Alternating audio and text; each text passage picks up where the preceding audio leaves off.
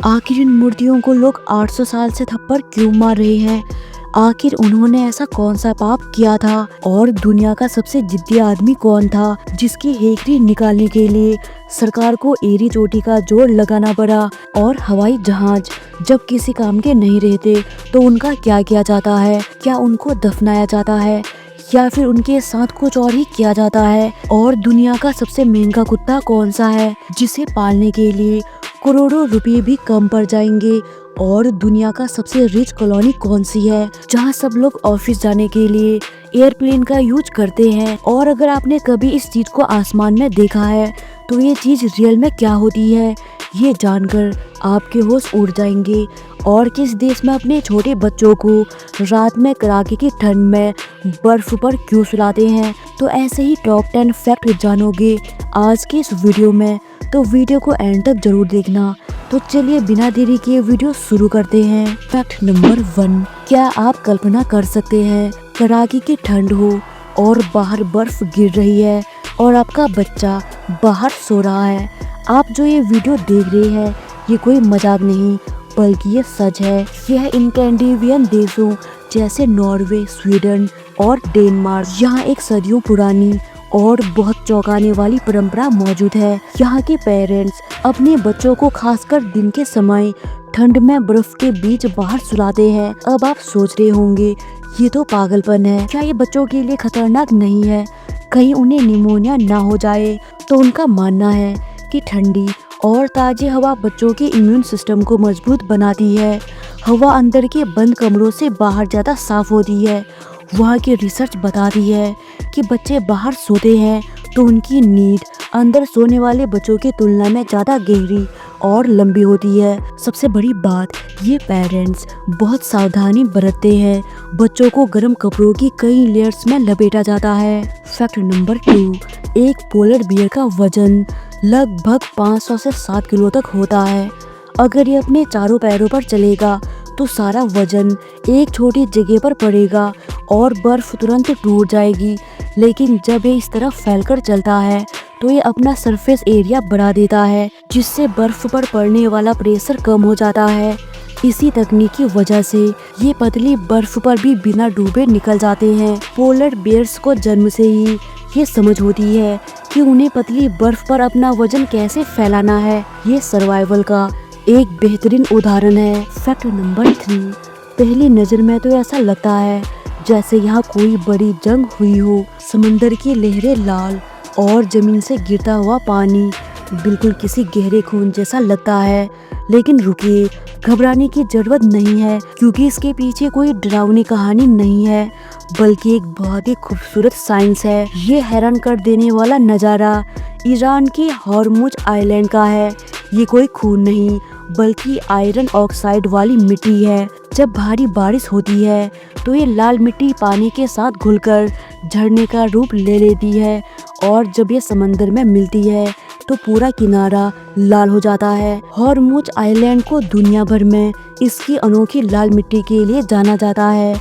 यहाँ की मिट्टी का इस्तेमाल पेंट, कॉस्मेटिक और यहाँ तक कि खाने के मसालों में भी किया जाता है। फैक्ट नंबर 4, क्या आपने कभी आसमान में ऐसे सफेद लाइन देखी है? शायद हम सभी ने इसे देखा होगा। तो आज आप जान लोगे कि एक्चुअल में क्या चीज होती है। दरअसल ये है आसमान का राजा जिसका नाम है बोइंग 747। जब ये प्लेन 30,000 फीट की ऊंचाई पर उड़ता है तो वहाँ तापमान बहुत कम होता है। इंजन से निकलने वाली गर्म भाप जब बाहर की ठंडी हवा से मिलती है तो वो तुरंत बर्फ के छोटे क्रिस्टल में बदल जाती है। इस वीडियो में जो आप देख रहे हैं वो प्लेन की असली रफ्तार है जो है लगभग 1050 किलोमीटर पर आवर। ये एक एयर टू एयर शॉट है जिसे किसी दूसरे प्लेन ने रिकॉर्ड किया है। फैक्ट नंबर 5, दोस्तों इस मछली ने अभी अभी अपने ही बच्चों को निगल लिया। पहली नजर में तो ये किसी हॉरर मूवी जैसा लगता है, लेकिन रुकिए, यहाँ जो दिख रहा है वो शिकार नहीं बल्कि प्यार है। इस मछली का नाम है सिचलिड और ये समंदर की सबसे अनोखी माओं में से एक है। जब भी इसे अपने नन्हे बच्चों के आसपास किसी दुश्मन या खतरे का एहसास होता है तो ये फौरन अपना मुंह खोलती है और सारे बच्चे भागकर माँ के मुंह में अंदर छुप जाते हैं। ये बच्चे तब तक माँ के मुंह में रहते हैं जब तक कि बाहर का खतरा ना टल जाए। कमाल की बात तो ये है कि जब बच्चे अंदर होते हैं तो ये माँ खुद खाना तक नहीं खाती ताकि गलती से भी किसी बच्चे को चोट ना पहुँचे। और जैसी खतरा टल जाता है वो सारे बच्चों को बाहर निकाल देती है। फैक्ट नंबर 6, क्या आप एक ऐसे मोहल्ले में रहना चाहोगे जहां सुबह ऑफिस जाने के लिए आपको बाइक या कार नहीं बल्कि सीधे प्लेन की चाबी उठानी पड़े? सुनने में ये अजीब लग रहा है लेकिन ये जगह बिल्कुल असली है।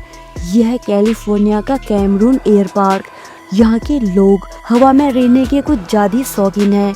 यहाँ हर घर के गैरेज में एक कार की जगह एक प्राइवेट प्लेन खड़ा होता है। यहाँ की सड़कें आम मोहल्लों से काफी ज्यादा चौड़ी बनाई गई है। फैक्ट नंबर 7, पहली नजर में देखने पर ये ऐसा लगता है जैसे किसी ने मैगी का पहाड़ यहाँ पर खड़ा कर दिया हो, लेकिन जैसे ये ढेर हिलने लगता है आपकी आंखें फटी की फटी रह जाएंगी। ये कोई बेजान चीज नहीं है बल्कि दुनिया की सबसे महंगी और सबसे अनोखी डॉग है। इसे कहते हैं कोमोडोर। इसे मॉप डॉग के नाम से भी जाना जाता है। इसके शरीर पर मौजूद ये सफेद रस्सियों जैसे बाल असल में ड्रेड वॉक्स होते हैं जो इसे भेड़ियों के हमले और कड़ाके की ठंड से बचाता है। $50,000 की कीमत वाला ये कुत्ता जितना रईस दिखता है इसकी देखभाल करना उतना ही मुश्किल है। इसके बालों को धोने के बाद सूखने में पूरे 2 दिन लग जाते हैं। कोमोडोर एक प्राचीन हंगेरियन ब्रीड है जिसे भेड़ों की रखवाली के लिए पाला जाता था ताकि ये भेड़ों के झुंड में घुल मिल जाए और शिकारियों को चकमा दे सके। फैक्ट नंबर 8, क्या आपने कभी सोचा है कि जब हवाई जहाज बूढ़े हो जाते हैं या रिटायर होते हैं तो वो कहाँ फेंके जाते हैं? क्या वो कचरे के डब्बे में फेंक दिया जाता है? तो नहीं, ये सब पहुँचते हैं इस रहस्यमय जगह पर जिसे कहा जाता है द बोन यार्ड। आसमान से देखने पर ऐसा लगता है जैसे किसी बच्चे ने अपने खिलौने यहाँ पर सजाकर छोड़ दिए हो, लेकिन असल में यहाँ हजारों टन लोहा और इतिहास दफन है। ये जगह अमेरिका के एरिजोना रेगिस्तान में मौजूद है। यहाँ करीब 4000 से ज्यादा मिलिट्री एयरक्राफ्ट खड़े हैं। एरिजोना की हवा बहुत सूखी है जिससे जहाजों में जंग नहीं लगता। साथ ही यहाँ की जमीन इतनी सख्त है कि बिना कंक्रीट बिछाए भी भारी भरकम प्लेन यहाँ आराम से खड़े रह सकते हैं। यहाँ से पुरानी पार्ट्स निकालकर दूसरे जहाजों में लगाए जाते हैं और कुछ को तो वापस उड़ने लायक भी बना दिया जाता है। फैक्ट नंबर 9, दोस्तों, क्या आपने कभी किसी घर को हाईवे के बिल्कुल बीचों बीच शान से खड़े देखा है? यकीन मानिए ये कोई फोटोशॉप नहीं है।